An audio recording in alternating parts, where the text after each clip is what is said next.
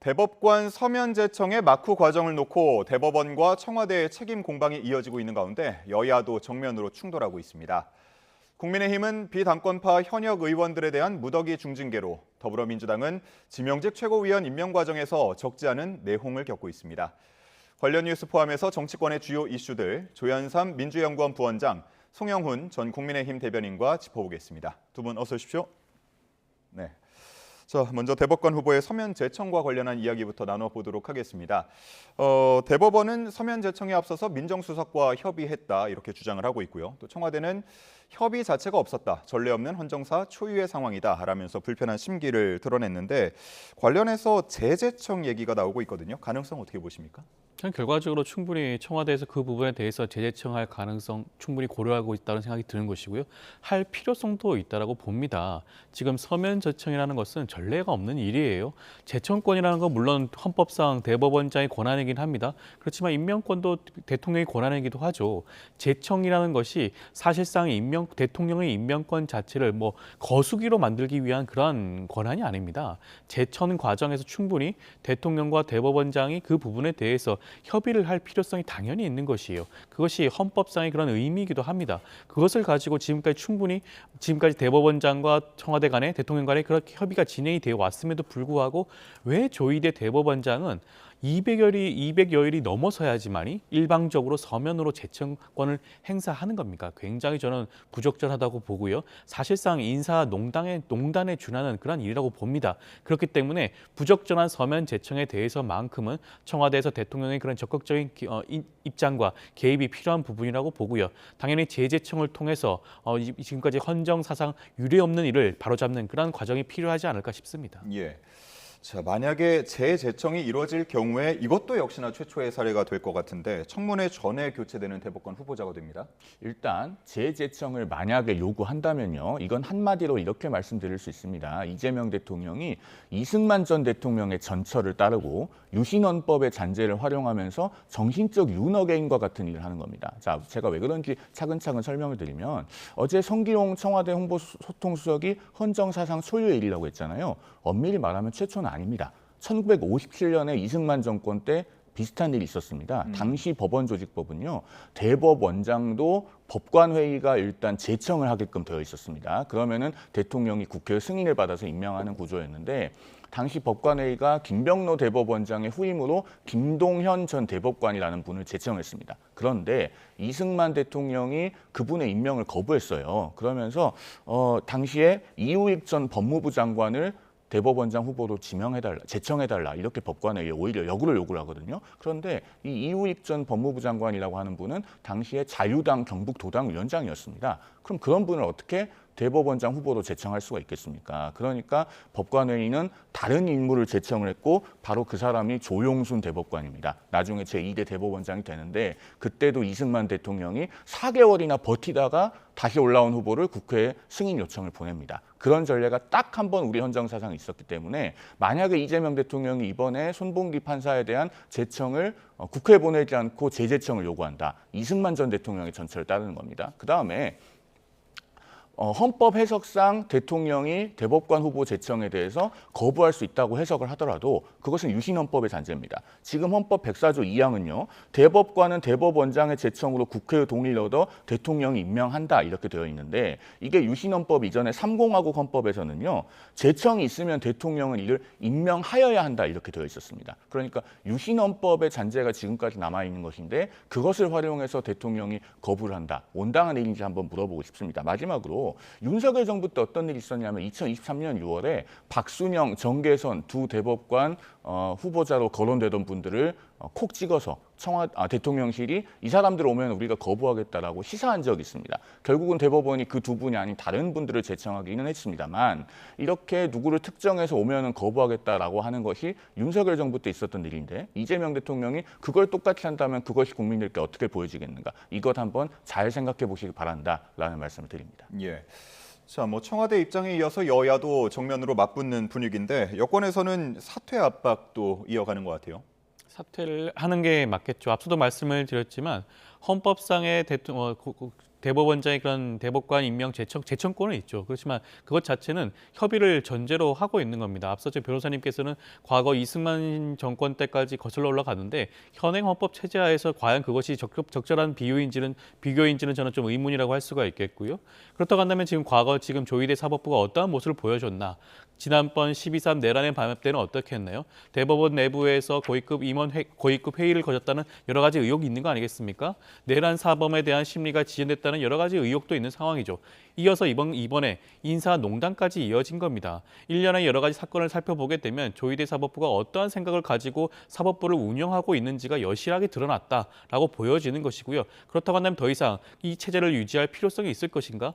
조희대 사법부의 그런 정당성과 권위가 살아있을 수가 있는 것인가에 대한 의문을 제기하지 않을 수밖에 없습니다. 그렇다고 한다면 스스로 물러나는 것이 가장 적절하다고 보여지는 것이고요. 만약 스스로 조희대 대법원장이 물러나지 않는다고 한다면 어쩔 수 없죠. 국민의힘, 국회에서 조희대 사법부에 대해서 일정 부분 그런 부분들에 대해서 대가를 치를 수 있는 그런 기회를 줘야 되는 거 아니겠습니까? 저는 그런 의미에서 지금 집권 여당으로서의 책임 있는 자세가 반드시 필요한 부분이고요. 저는 야당도 이 부분에 충분히 공감할 수 있는 부분이 있다고 보여집니다. 조희대 사법부가 지금까지 해왔던 여러 가지 행위들을 살펴보게 되면 지금 사실상 헌정 질서는 무너뜨린 행위를 사법부 스스로가 하고 있는 것이 아니냐라는 점을 지적하지 않을 수가 없습니다. 그 부분에 대해서 아마 많은 국민들이 공감을 하고 있지 않을까 싶습니다. 제가 우리 시청자들을 위해서 팩트 체크를 좀 하고 가도 되겠습니까? 예. 자꾸 조희대 대법원장에 대해서 민주당에서 계엄 때 12월 4일에 뭘 했다 이렇게 말씀하시는데요. 그 조은석 내란 특검에서 조희대 대법원장과 뭐 법원 행정처장 등등 불기소 처분했잖아요. 그 불기소 결정문에 이렇게 나와 있습니다. 조희대 대법원장이 12월 4일 0시 40분쯤 법원 행정처에 도착을 해서 천대엽 법원 행정처장을 비롯한 행정처 간부들에게 비상계엄의 위헌성을 지적하고 참석자들도 이에 동조했다. 위헌성을 지적했다는 거예요. 그리고 조희대 대법원장은 계엄사령부에서 연락관 파견을 요청했다는 법원 행정처 측의 보고에 대해서도 파견하지 말라고 했다. 그리고 적법한 비상계엄이 아님을 알면서 계엄사령관의 사법사무관장을 기정사실화하거나 이에 따른 후속 조치를 마련하는 등의 논의나 대처는 없었다. 이게 바로 민주당이 추천하고 이재명 대통령이 임명한 조은석 내란 특검의 불기소 결정문에 나와 있는 겁니다. 그런데 왜 자꾸 민주당에서는 조희대 대법원장 흠집 내기를 위해서 12월 4일 이야기를 하죠. 명백하게 사실에 벗어나는 이야기다라는 점을 짚어드리고 하나만 더 짧게 말씀드립니다. 협의가 없었다라고 하는데 지난 7개월 동안 협의는 있었어요. 그러니까 올해 3월에도 언론에 뭐라고 나왔냐면 청와대에서는 김민기 판사를 원픽으로 고집하고 있고 대법원 쪽의 1순위와 2순위는 박순영 후보자와 그다음에 윤성식 판사였다. 이렇게 나와 있습니다. 그리고 이번에 지명한 분은 그 두 분도 아니고 대법원장도 1순위, 2순위를 양보하고 손봉기 판사를 제청한 것 아니겠어요? 그러니까 우리가 좀 사실관계에 맞게 공론장에서 논의가 이루어져야 된다라는 말씀을 드립니다. 예. 정작 중요한 게 이제 당사자의 입장이 될 것 같은데 조희대 대법원장이 출근길에도 여전히 뭐 여러 질문들에 대해서 다 대답은 하지 않고 있고요. 31일에 이제 증인으로 출석시키는 안건이 지금 법사위에서 의결이 됐는데 출석할 것으로 보십니까? 결과적으로 출석하지 않을 가능성이 높겠죠. 지금까지 조희대 대법원장이 국회의 그런 증인 요청에 대해서 참석한 전례가 없지 않겠습니까? 아마 과거 대법원장들도 그래 왔기 때문에 관례적으로 출석하지 않을 것으로 보여지긴 하는데 그래도 지금 사안에 대해서 아마 엄중함을 좀 느껴야 되는 게 아닌가라는 생각이 듭니다. 많은 국민들이 궁금해하고 있어요. 왜 이런 인사농단과 같은 행위가 이루어졌는지에 대해서 궁금해하는 거 아니겠습니까? 그렇다고 한다면 직접 국회에 출석을 해서 그 부분에 대해서 본인 스스로 밝히는 것이 저는 적절하다고 봅니다. 자꾸 지금 법원 행정처장 뒤에 숨어서 이 모든 얘기에 대해서 직접적인 발언을 하지 않는다? 직접적인 메시지가 나오지 않는다? 저는 굉장히 좀 부적절하다고 봐요. 많은 국민들이 그 부분에 대해서 궁금해하고 있고 이것을 대신해서 묻는 것이 국회 아니겠습니까? 국회의원들이 대법원장을 직접 국회를 통해 가지고 그러한 궁금증을 해결하고 해소하고자 하는데 그 부분에 대해서 왜 답을 하지 않는 겁니까? 지금 특정 사건에 대해서 특정 재판에 대해서 영향을 주기 위해서 대법원장을 국회로 부르는 게 아닙니다. 궁금한 지점에 대해서 사법행정 시스템에 대해서 묻겠다는 겁니다. 그에 대한 답이 어떻게 사법부의 독립성을 대통령을 해치는 그런 결과로 이어질 수가 있겠습니까? 그렇기 때문에 저는 이번에만큼은 꼭 대법원장이 직접 국회에 출석을 해서 답을 할 의무가 있지 않을까 싶습니다. 예. 자, 이렇게 뭐 표면적으로는 대법관 제청과 관련해서 여야가 강하게 맞붙고 있지만 각각을 따로 보자면 내홍도 굉장히 깊어지고 있습니다. 먼저 국민의힘 이야기로 한번 가볼 텐데요. 윤리위원회가 비당권파 현역 의원 4명에게 당원권 정지 중징계 처분을 내렸습니다. 지금 2년 6개월 2년, 사실상 다음 총선은 배제된다라고 볼 수가 있겠고 1년 6개월 역시 마찬가지입니다. 총선 2개월 앞이기 때문에 사실상 좀 어려워진 상태라고 볼 수 있겠는데 어떻게 보십니까? 일단은 이 징계의 형평성과 비례성이 문제가 되죠. 그러니까 저 네 분이 과연 징계 사유가 모두 전혀 없다고 말할 수 있는가, 그렇게 말하기는 좀 어려운 측면이 있습니다. 그런데 말씀하신 것처럼 지금 2년 6개월, 2년, 1년 6개월 이런 당원권 정지는요, 사실상 정치 생명을 끊어놓는 겁니다. 그러니까 현역 국회의원이 의정 활동을 잘했고 지역 활동을 잘했는가라고 하는 것은 국민과 당원이 판단할 문제입니다. 그러나 그 기회 자체를 아예 봉쇄한다는 것은 인위적으로 정치 생명을 끊어놓는다는 것이죠. 공교롭게도 저 네 분은 모두 국민의힘의 비당권파, 범쇄신파로 분류되는 분들입니다. 그런 분들에게 어떠한 징계의 빌미가 생기니까 그걸 기화로 정치 생명을 끊어서 손을 보겠다라고 하는 것처럼 비춰지는 결정이에요. 특히 그 돌려차기 사건 같은 경우에 피해자 김진주 씨가 나는 그 발언에 대해서 괜찮다. 그리고 보안수사권 폐지라는 문제의 본질에 집중해달라라는 입장을 여러 번 밝혔고 심지어 국민의힘 윤리위에 출석해서까지 그런 탄원을 하기까지 했습니다. 그러면은 그러한 그 부분이 과연 징계에 온전하게 반영이 된 것인가라는 의문을 갖지 않을 수 없고, 무엇보다도 지금 국민의힘에서 당권파이거나 혹은 주류로 분류되는 분들은 어떠한 잘못을 해도 윤리위가 지금 징계 심사조차 제대로 하지 않고 있습니다. 예를 들면 같은 당 소속 국회의원들을 향해서 기자들 앞에서 욕설을 한 조광한 최고위원이라든가, 또는 그 장애인 비하 발언으로 큰 물의를 빚은 박민영 미디어 대변인 같은 경우에는 징계 심사가 장기간 표류하고 있지 않습니까? 이런 것들을 보면은 이 윤리위 결정의 어떤 정당성, 수용성 이런 부분에 대해서 의문을 갖는 분들이 많을 것이라고 생각합니다. 예, 형평성 그리고 비례성에 대한 얘기가 나오고 있는데 아마 다음 얘기가 나올 걸로 알고 일부러 그 이름을 말씀 안 하신 것 같습니다. 가장 많이 비교가 되는 게 이진숙 의원에 대한 얘기가 나옵니다.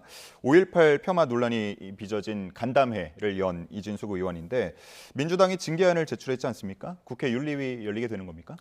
저는 이진숙 의원만큼은 국회 차원에서 충분한 징계가 필요하다고 봅니다. 지금 국민의힘 내부에서 당연히 이 부분에 대해서 윤리위 차원의 징계가, 중징계가 이루어져야 함에도 불구하고 지금 현재 장동혁 대표와 장동혁 당 지도부 입장에서는 굉장히 요지부동이에요. 별도의 그런 징계 절차를 개시하지 않고 징계 절차를 밟지 않는 것처럼 나오고 있습니다. 이것이 지금 국민의힘의 입장이라고 한다면 반드시 국회 내에서 논의가 이루어져야 되는 거 아니겠습니까? 5.18 민주화 운동과 5.18 정신은 국민의힘 강령에도 나와 있는 겁니다. 그 정신을 승계한다고 한 거 아닌가요? 그리고 헌법 전문에 수록하는 것에 대해서도 여야 공의 공감을 하고 있는 사안이었습니다. 지난번에는 헌법 개정에 대한 얘기도 나왔을 정도죠. 물론 국민의힘이 참여하지 않고 동의하지 않아서 이루어지진 않았지만 충분히 그 문제에서만큼은 여야 모두 공감을 하고 있는 부분임에도 불구하고 5.18 민주화 운동과 5.18 정신의 그런 정신을 훼손한, 폄하하고 훼손한 이진숙 의원에 대해서 별다른 조치를 취하지 않는다? 국민의힘이 나서지 않는다고 한다면 국회가 반드시 나서야 될 문제라고 하겠고요. 저는 제명까지 이루어질 필요성이 있는 게 아닌가 하는 생각이 듭니다. 5.18 정신과 5.18 민주화 운동은 국회, 헌정질서, 민주주의에서 빼놓을 수 없는 그러한 문제라고 할 수가 있어요. 그에 대해서 이를 훼손하고 폄하하는 의원에 대해서만큼은 어떻게 보면 국회의원으로서 자격이 있는 것인지를 묻지 않을 수가 없는 부분입니다. 그렇기 때문에 이 부분에 대해서만큼은 여야, 특히 국민의힘의 입장에서 전향적인 입장 변화가 필요한 게 아닌가 싶습니다. 예. 자, 이번 징계에 대해서 중진들 역시도 과하다라면서 장 대표를 향한 쓴소리를 내고 있는데 이런 가운데 장 대표는 당협위원장 전면 재선출 카드를 계속해서 밀어붙이고 있습니다. 다음 주 월요일 최고위에서 관련 안건 다시 한번 다뤄질 예정이라고 하는데 당내 반대 의견 수용되겠습니까? 저걸 강행하기에는 원내의 반발이 상당히 강하다고 저는 그렇게 들었습니다. 왜냐하면은 지금 시점에 일단 당협위원장을 전면 재선출하는 것 자체가 실익도 의문시 될 뿐더러 왜 그렇게 하는가에 대한 의구심이 가시지 않기 때문입니다. 그러니까 장동혁 대표는 6월 3일 지방선거에서 패배한 이후에 2달 넘게 본인에 대해서 제기되고 있는 그 퇴진론에 대해서 제대로 된 응답을 한 적이 없습니다. 즉 의원들 앞에 나와서 왜 나는 이것을 지방선거 패배로 보지 않는가, 내가 왜 자리를 지켜야 되는가? 그러면은 계속 당대표를 하면 앞으로 당을 어떻게 이끌고 가겠다는 것인가? 이런 것들에 대해서 의원들에게 납득할 수 있는 설명을 하고 그 반대 의견을 듣고 토론을 해서 장동혁 대표의 거취 문제 정리된 적이 단 한 번도 없습니다. 그런 상황에서 전국의 당협위원장을 일괄적으로 교체하겠다고 하면은 본인을 추종하는 강성 당원들을 이용해서 본인의 마음에 들지 않는 당협위원장들을 내쫓겠다든가 또는 당협위원장 교체 시기가 되면은 본인에 대한 퇴진론을 앞서 말씀드린 그런 강성 당원들의 심기를 거스르지 않기 위해서 적극적으로 말하기 어렵다는 점을 이용해서 본인의 퇴진론을 잠재우려는 것이 아닌가. 이런 의도들이 여러 가지 읽히는 부분들이 있기 때문에 지금 여러 가지 반발이 있을 수밖에 없는 거예요. 그러면은 원내의 반대가 상당히 강력한 상황에서 이것을 추진하게 되면 오히려 지금까지 행동을 미뤄왔던 국민의힘 의원들이 적극적으로 행동에 나서게 되는 계기가 될 수 있습니다. 물론 그렇게 되었을 때 장기적으로는 국민의힘의 어떤 변화와 쇄신에는 도움이 될 수 있어요. 그러나 장동혁 대표도 이러한 상황을 아마 읽고 있을 텐데 과연 그것을 정말로 강행할지는 의문이다라는 정도의 말씀을 일단 드리겠습니다. 예, 알겠습니다. 자, 다음은 더불어민주당 이야기 한번 살펴보도록 할 텐데요. 어느 정도 예고가 됐다고 볼 수 있을까요? 최고위 구성과 관련한 이 과정이 순탄치 않아 보입니다. 김민석 대표가 지명직 최고위원을 발표했는데 관련해서 친청계 최고위원 3명은 모두 의결에 불참했습니다. 계파 갈등이 현실화되는 거 아니냐 하는 우려도 계속 나오던데요. 뭐 어떻게 보면 아직까지 그 전대 이후의 상황이 제대로 정리가 되지 않은 거 아닌가라는 생각을 할 수도 있을 것 같습니다. 이번 전당대회의 경우에는 굉장히 치열하게 선거가 치러졌죠. 일명 뭐 친명과 친청계로 불리는 그 후보들 간의 격렬한 그런 여러 가지 공방들이 있었습니다. 그런 앙금들이 여전히 남아 있는 것이 아닌가라는 생각을 할 수도 있겠죠. 저는 그렇지만 그것보다 더욱더 중요한 것은 이러한 일정 부분 청년 최고위원 선출과 관련된 여러 가지 지명직 최고위원 선출과 관련된 여러 가지 논의의 그런 갈등 구조가 시간이 길게 지속되지 않았다는 점이 더욱더 중요한 게 아닌가라는 생각이 듭니다. 앞서 앵커께서 해당 최고위원들이 최고위원 회의에 투표에 불참했다는 것을 강조하긴 했지만 어떻게 보면 그 정도의 선에서 그쳤다라는 거예요.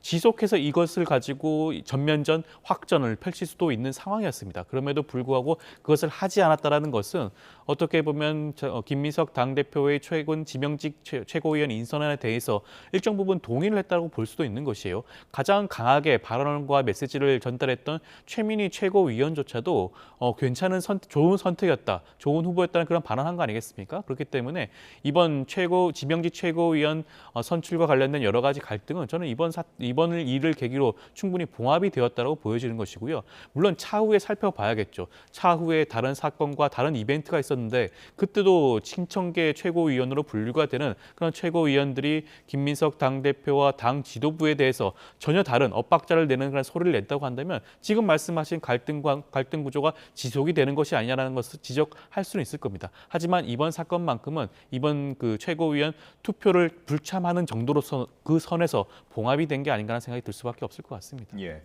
그동안의 과정만큼이나 대표가 된 이후 초반 행보에 대해서도 주목도가 굉장히 높은데 이제 당의 모든 뉴스 민주당 TV를 통해서 새벽 방송으로 시작돼야 한다라는 게 김민석 대표의 발언이었습니다. 아마 하실 얘기가 많을 것 같은데요. 굉장히 시대착오적인 발상이죠. 그러니까 김민석 대표는 본인이 80년대 학생운동 하던 시절에 있었던 극장에서의 대한뉴스나 혹은 그 당시에 그 공영방송의 뉴스가 땡전 뉴스라고 하는 별명이 있지 않았습니까? 그런 것이 어쩌면 부러웠던 모양입니다. 그러니까 민주당 TV라는 것을 통해서 새벽 방송으로 땡명 뉴스 혹은 땡석 뉴스 이런 것을 하겠다는 것이 아닌가 보여지는데 그런 관제 매체가 민간의 자유롭고 독립적인 매체를 이길 수가 없습니다. 그런 점에서 매우 시대착오적이고 이길 수도 없는 발상이다라는 점을 좀 짚어드리고 싶고 그다음에 한 가지 재미있는 것은 이 새벽 방송이라는 표현입니다. 사실 아침 7시부터 우리 YTN 라디오를 포함해서 각사의 그 시사 라디오가 있지 않습니까? 그런 라디오 프로그램을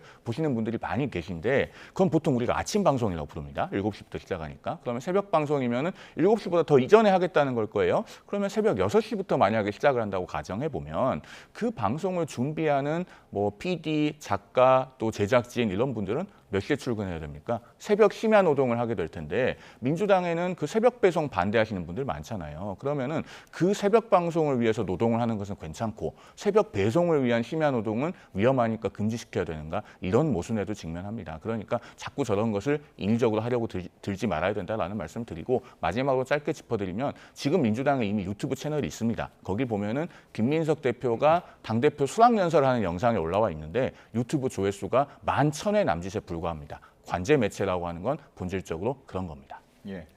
일명 민주당 TV와 관련해서 혹시 하실 말씀 있으면 짧게. 네, 일반적으로 어느 정당이든지 간에 관련된 유튜브 채널 운영할 수가 있는 것이에요. 최근의 경우에는 여러 가지 쌍방향 소통 굉장히 중요한 거 아니겠습니까? 당 차원에서는 당의 입장을 전달할 수가 있는 그런 통로가 필요한 것이에요.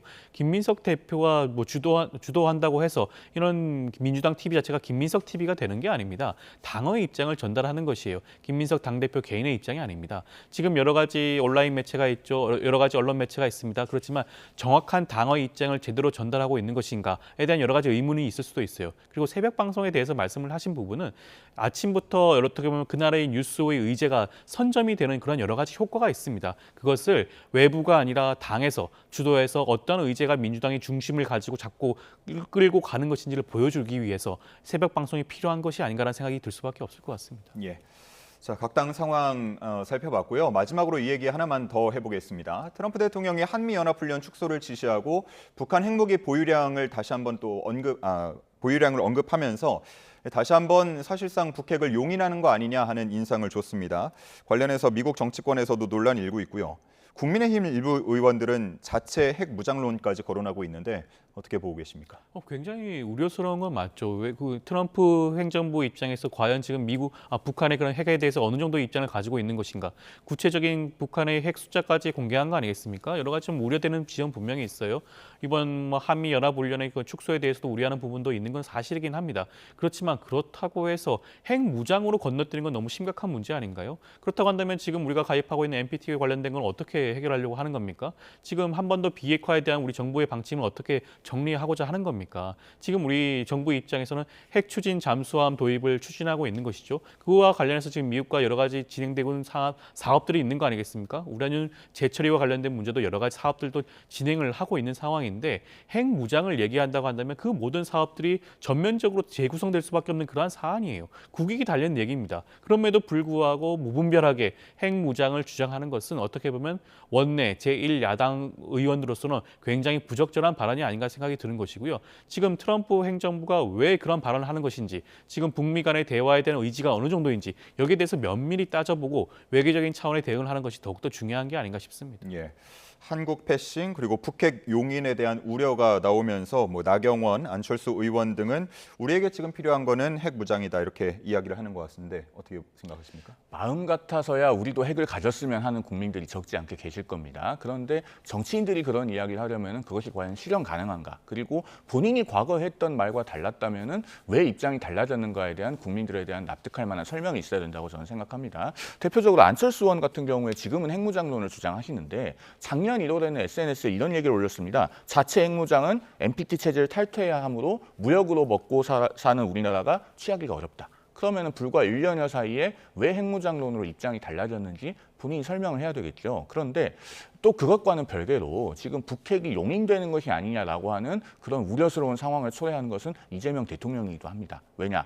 작년 광복절 경축사만 해도 비핵화라는 단어의 언급은 있었습니다. 그러면서 비핵화가 어려운 과제라는 것을 인정한다라는 취지의 문장이 들어갔었는데 이번에는 그 비핵화라는 단어조차 빼버리고 북한 핵을 고도화시키는 것을 멈출 수 있는 방안을 논의할 수 있을 것이다. 이런 정도의 문장만 들어갔어요. 그러면은 미국이나 국제사회가 보기에는 이재명 정부가 내놓은 이른바 동결감축 비핵화라는 구상에서 그 비핵화라는 궁극적인 목표조차 포기하고 잠정적인 동결만 되어도 괜찮은 것이냐, 이런 오인을 하기에 충분한 그런 메시지를 이재명 대통령이 스스로 냈습니다. 이런 상황에서 트럼프 대통령이 북한 핵탄두 개수를 언급하고 김정은과 대화를 하겠다고 하는 마당에 만약에 거기에서 정말로 동결만 되고 그 이유에 대해서는 어떤 조치가 보장되지 않는 합의나 대화가 된다면은 그것은 한반도에 굉장히 큰 재앙이 될 수 있을 겁니다. 이재명 대통령부터가 북한 비핵화라고 하는 목표를 분명하게 좀 천명해야 된다라는 말씀을 드립니다. 예.